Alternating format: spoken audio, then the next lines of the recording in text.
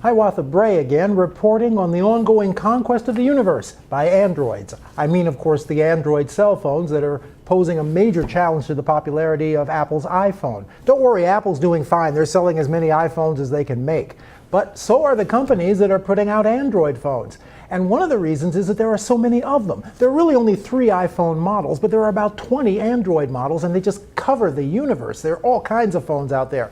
For example, here's a really sleek, lightweight phone called the Samsung Vibrant that's available from T-Mobile. This thing weighs only about 4 ounces. Look at how thin it is. That's because it's got a screen that uses organic light-emitting diodes, or OLED. This is a technology that produces its own light, so an OLED screen doesn't need one of those backlights that you find on an LCD screen like on your home flat panel TV or most cell phones. As a result, the phone is extremely thin, very elegant, very lightweight. This is a really cool phone here.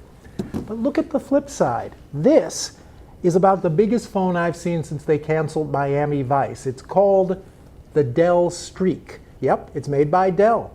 Yeah, it's almost big enough to be a laptop, isn't it?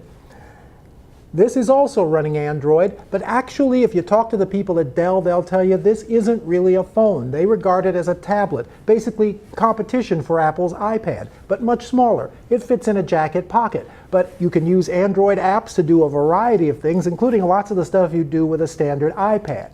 But at the same time, unlike the iPad, they've built a phone in it. So, in a pinch, you can make calls. Both of these are running on the Android operating system, and there are going to be dozens more devices all running Android. And meanwhile, Android keeps getting better and better. Thanks to the ability to put Android on so many different kinds of devices, it seems pretty clear that the future of the smartphone in America is probably going to be dominated by Android phones.